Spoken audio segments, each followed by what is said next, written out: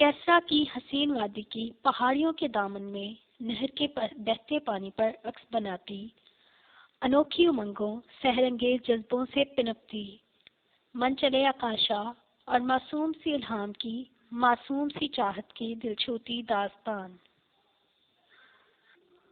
خوب نرم سبزے پر وہ دھیمی چال میں ناک کی سیر میں چل رہی تھی، دودھ سی چمکتی رنگت افغانی نین نقوش کی حامل، وہ دراز قد دوشیزہ ارد گرد سے یکسر بے نیاز نظر آ رہی تھی۔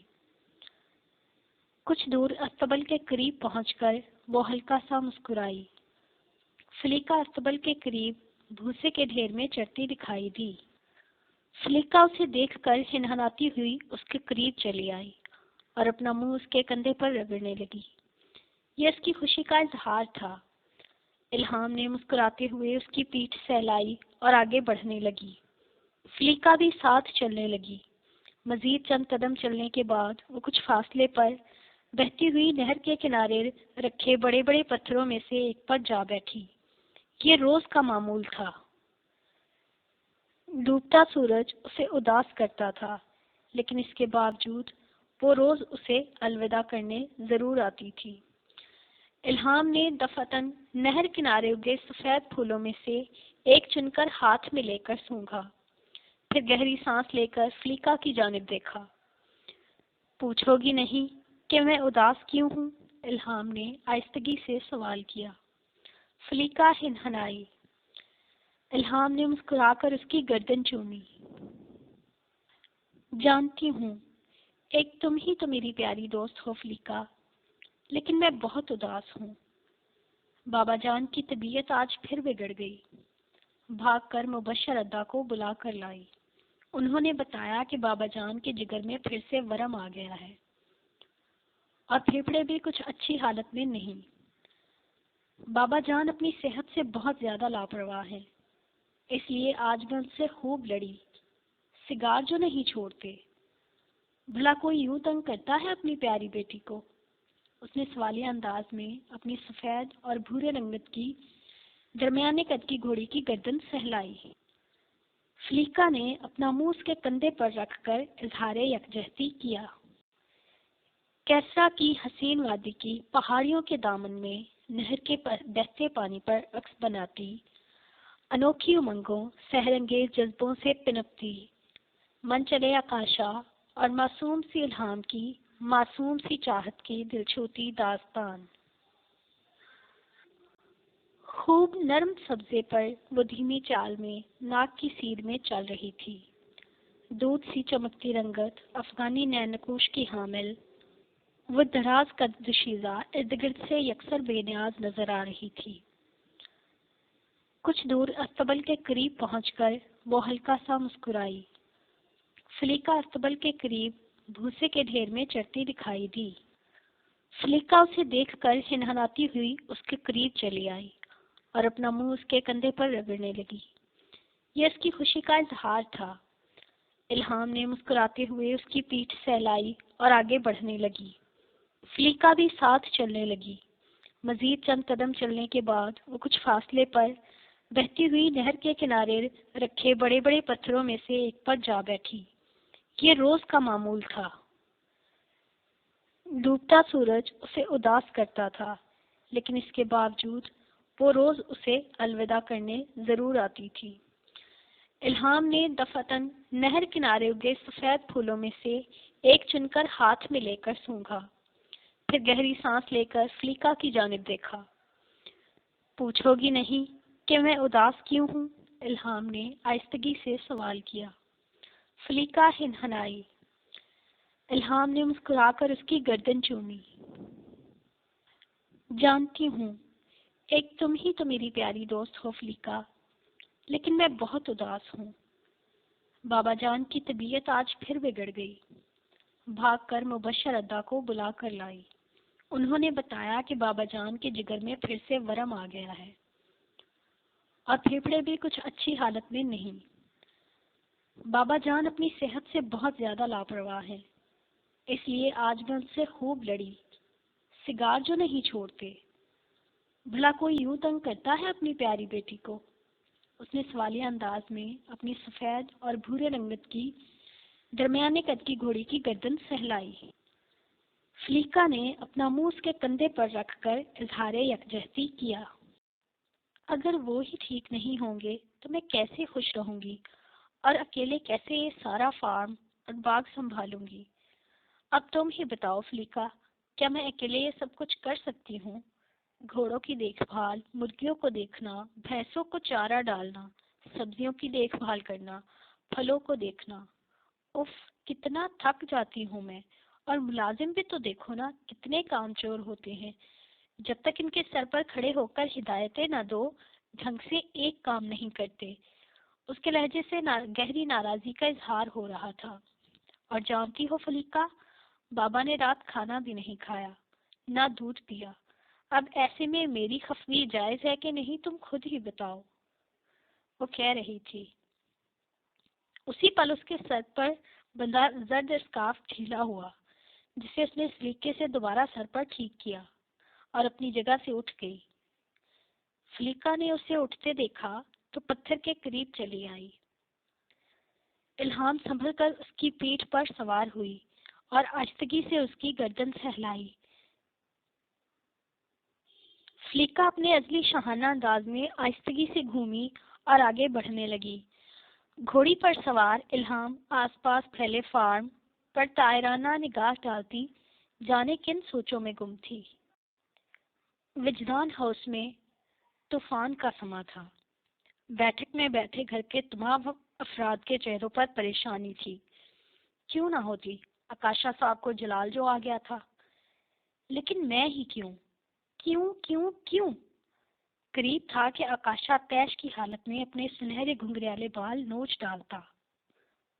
میری جان، پھر تم ہی بتاؤ کسے لے کر جاؤں؟ فردان کی جاب کا مسئلہ ہے۔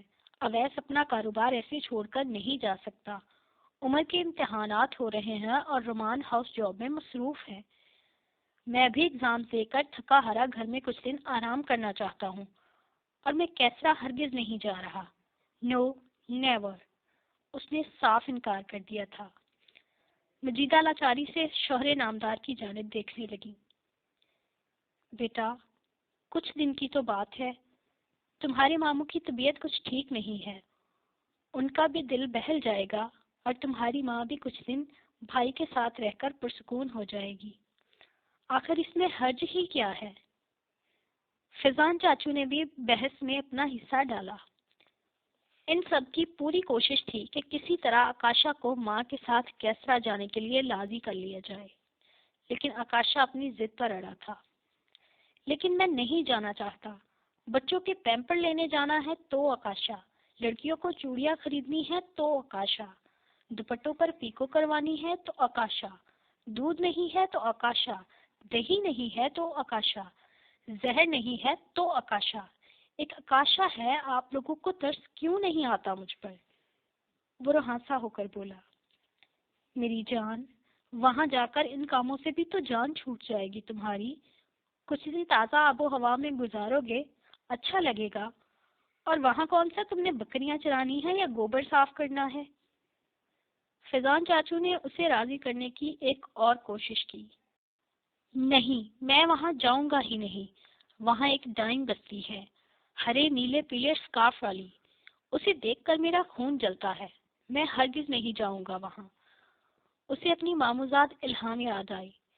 پلاسٹک کی گڑیا، ڈائن، کتنی عجیب ہے، کبھی پرندوں سے باتیں کرتی ہے تو کبھی گھوڑوں کو لوریاں سناتی ہے۔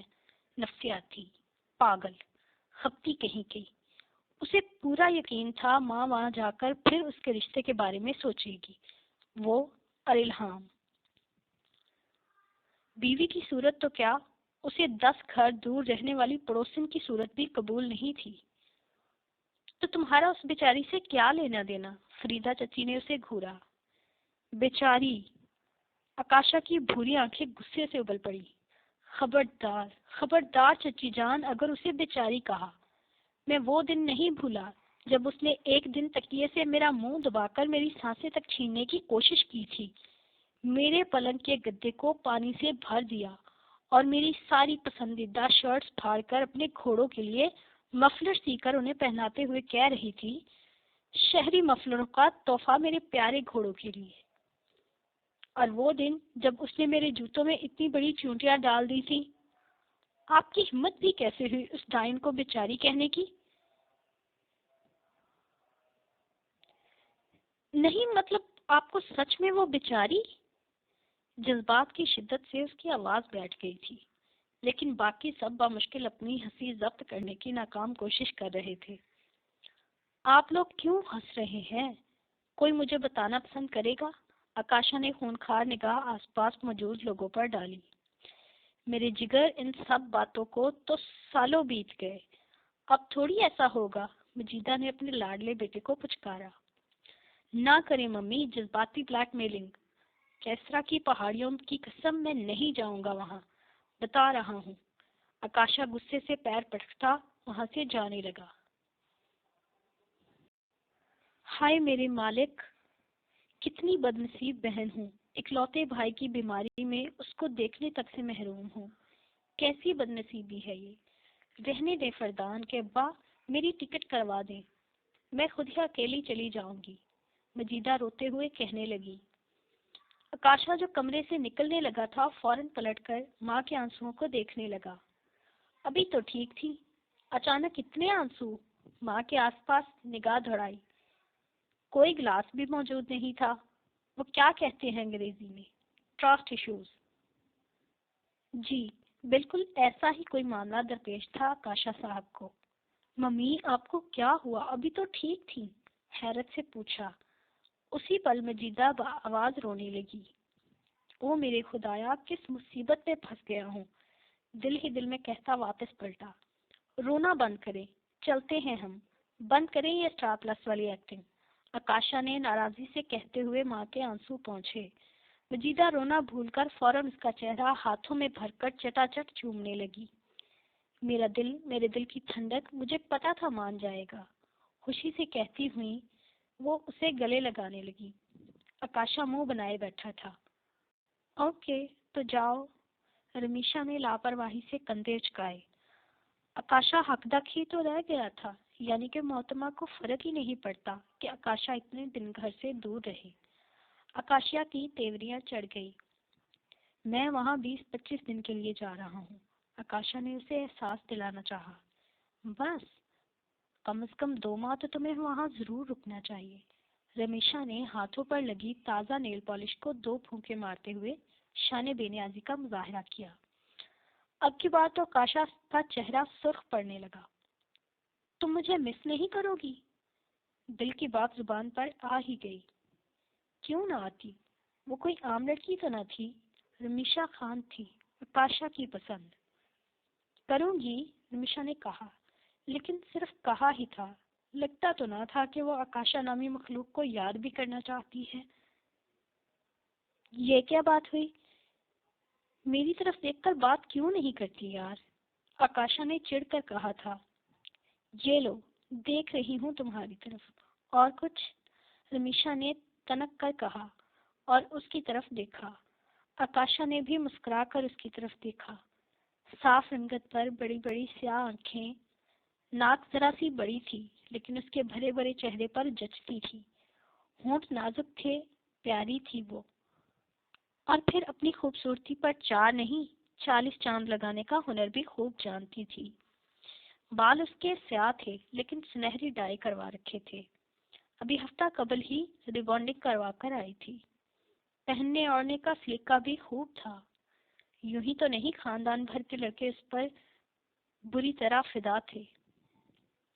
لیکن آکاشا کی بات الگ تھی۔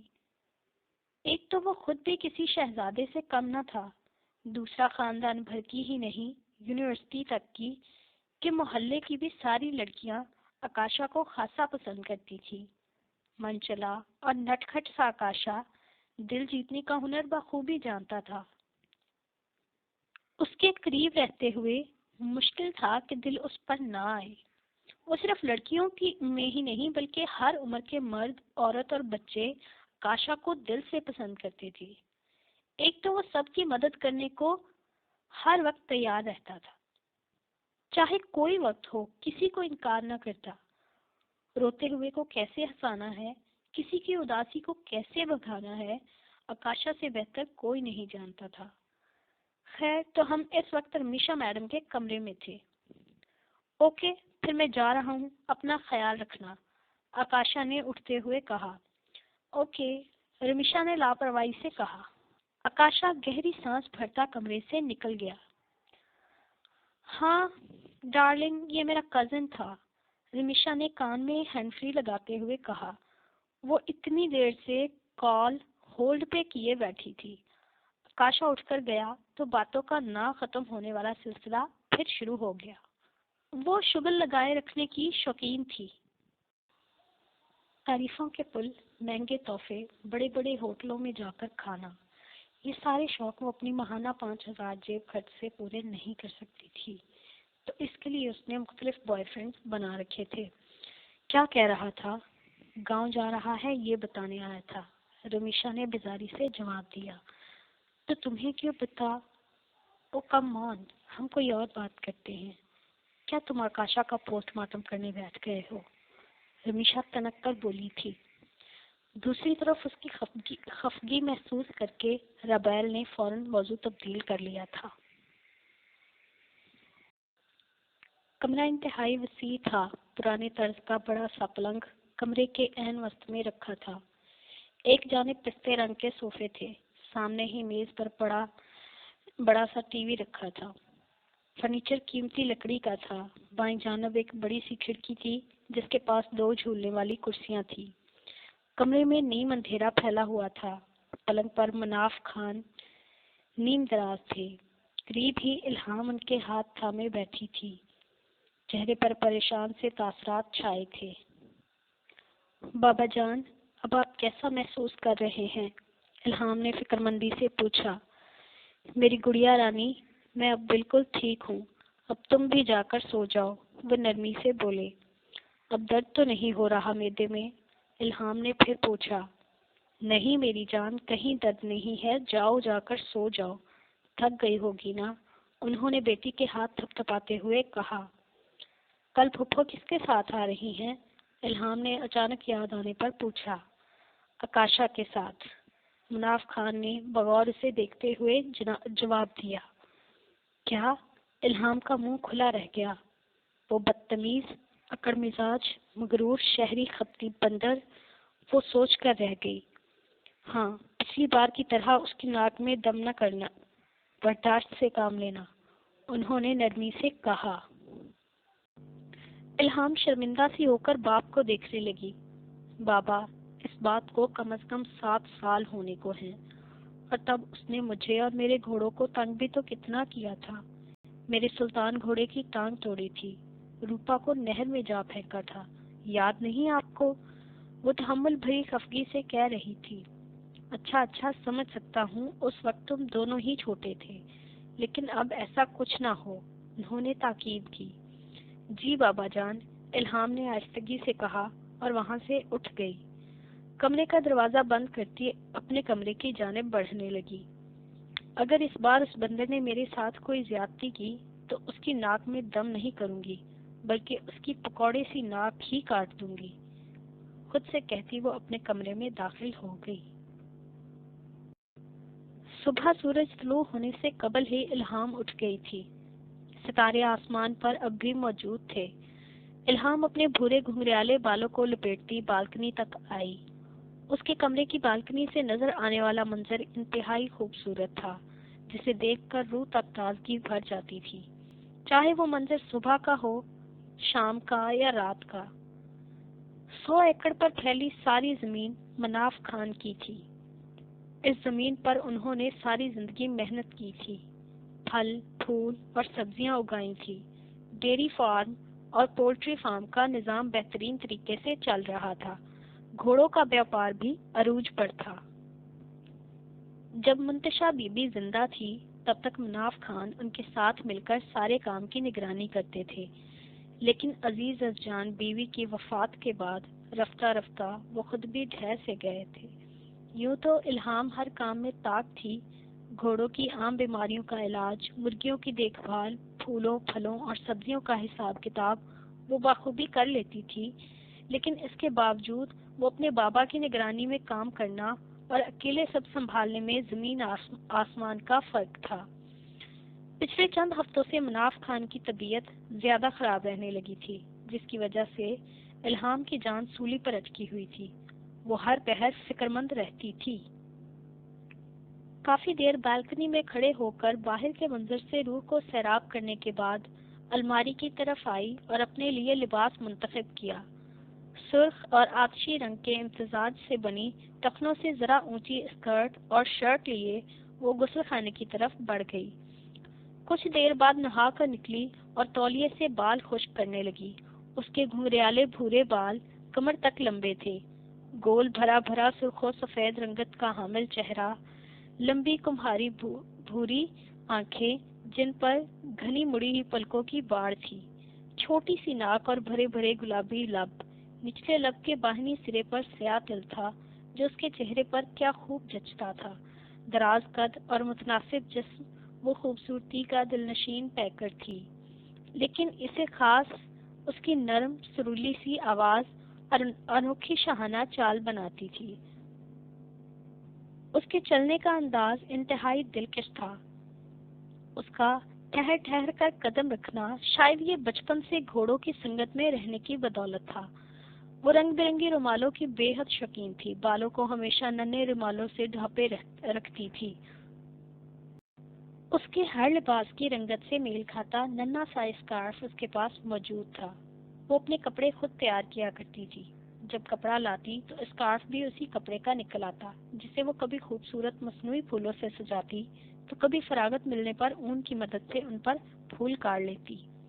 مزاج کی بات کریں تو فطرتاً وہ نہایت حساس اور دھیمے مزاج کی معصوم لڑکی تھی، لیکن غصہ بے حد تیز تھا۔ عموماً وہ غصہ نہیں کرتی تھی، لیکن اگر کسی بات پر دماغ پھر جائے تو آس پاس موجود ہر جاندار بے جان ہستیوں کا اللہ ہی حافظ۔ مرغوں نے اذان دینے کا سلسلہ شروع کر دیا تھا۔ گھر کے احاطے میں لگے شیشم، بادام اور شہتوت کے درختوں پر بیٹھے پرندوں نے بھی اپنی سریلی آواز میں حمد و ثنا کا آغاز کر دیا تھا۔ الہام نے سوکھے ہوئے بالوں پر بادام کے تیل کا ہلکا سا چھڑکاؤ کیا اور ان کو لپیٹ کر باندھ دیا۔ ایک لٹ نکل کر چہرے پر بکھر گئی، جسے اس نے کان کے پیچھے اڑس لیا۔ میز پر رکھا اسکارف اٹھا کر اپنے مخصوص انداز میں پیچھے کی طرف کر کے باندھا اور چابیوں کا گچھا اٹھا کر کمرے سے نکل آئی۔